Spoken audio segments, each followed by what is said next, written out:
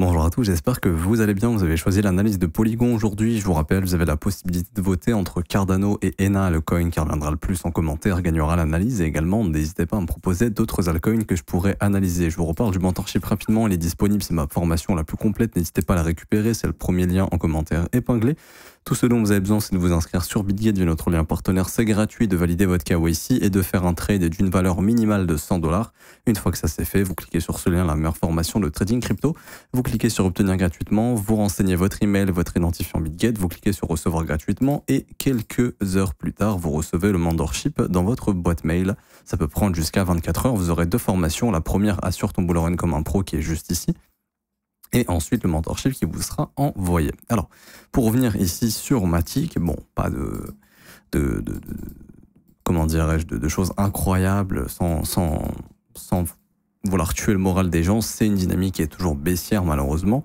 Ici, on peut voir que la dynamique est toujours baissière. Maintenant, on est dans des zones qui sont super intéressantes. Je vous explique ça pourquoi. Alors, première des choses que je fais toujours, je regarde en mensuel où sont mes points d'intérêt majeurs, ok?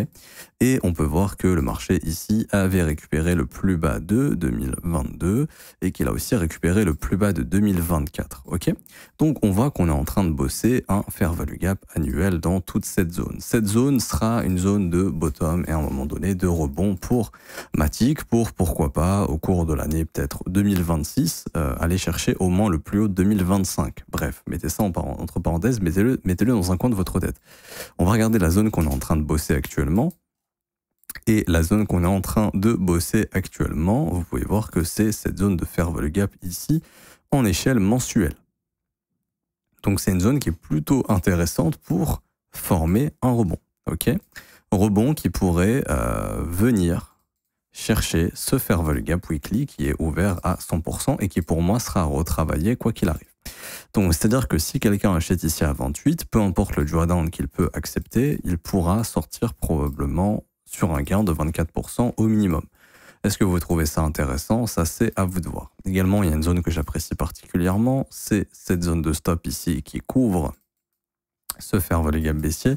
Ça, pareil, je pense qu'un jour, on y reviendra. Ok, quand la politique monétaire s'y prêtera, hein, parce qu'encore une fois, on voit que pour l'instant, on n'est pas encore dans notre cycle monétaire où la Fed imprime des billets et nous relance quelque chose d'haussier pour le moment.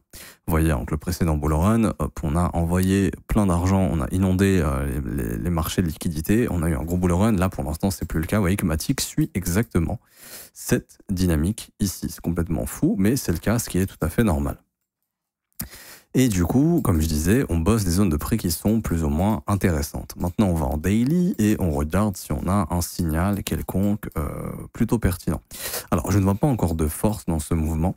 Néanmoins, ce que je vois, c'est l'irrespect de ce fair value gap baissier. Et du coup, ici, on peut avoir ce qu'on appelle une IFVG. Et cette IFVG va permettre à Matic d'essayer, je dis bien d'essayer, de trouver une forme de support pour essayer de retracer un peu plus jusqu'à notre fair value gap ici autour des 35,4 centimes.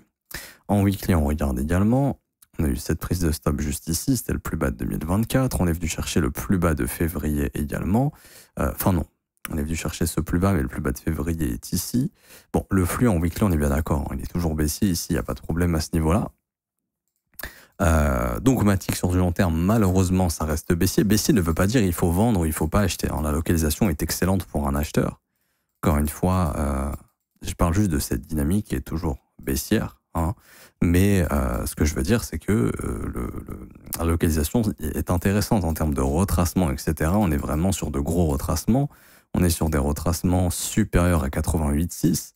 Quand votre marché sur ce genre de retracement, c'est que bon, il est vraiment très bien localisé. Ok, vous voyez, on est autour des 88,6 ici, donc c'est une très bonne localisation.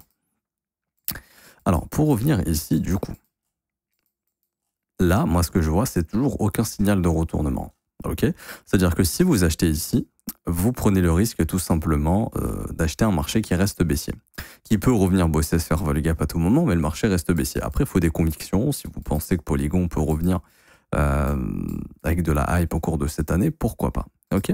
Sinon, ce que vous pouvez attendre, c'est plutôt une grosse consolidation. Alors, on pourrait encore chuter un petit peu, mais à un moment donné, attendre une consolidation qui, là, vous indiquera que, ok, un bottom s'est posé. Et là, on viendra retravailler probablement au moins cette vague baissière. D'ailleurs, cette vague baissière, vous pouvez voir qu'on va y tracer une petite trendline comme ceci, qu'on a cassée ici, ok? Alors bon, c'est pas la trendline du siècle, mais en tout cas, le momentum de ce mouvement baissier est en train de s'estomper.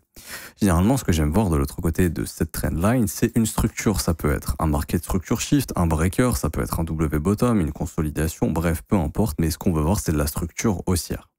Tant qu'il n'y a pas de structure haussière de l'autre côté de cette trendline, ce que peut faire Matic, c'est malheureusement continuer de longer cette trendline jusqu'à faire ce que je vous indique, par exemple, là, un breaker qui marquera le bottom et une reprise haussière.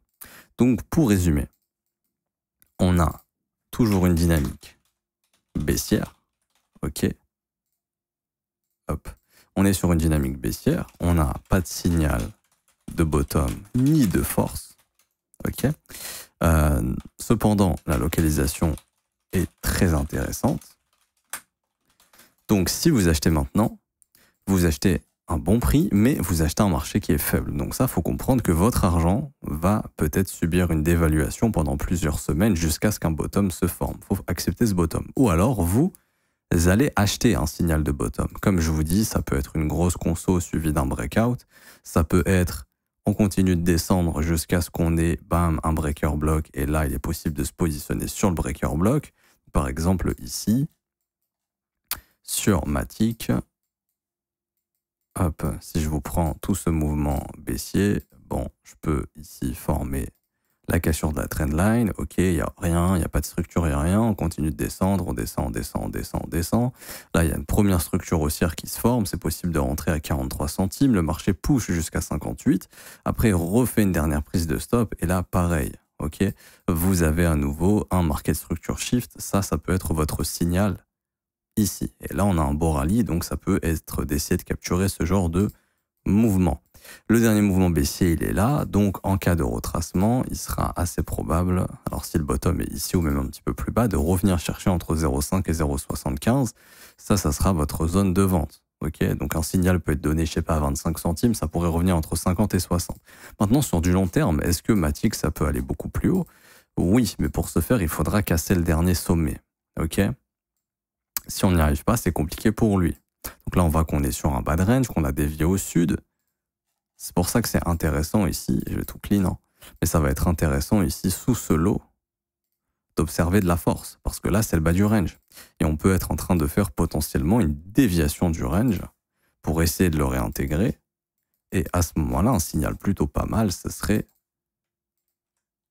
si ma souris veut bien prendre le bon niveau, ce serait le market structure shift ici. Pourquoi pas? Le market structure shift ici pourrait confirmer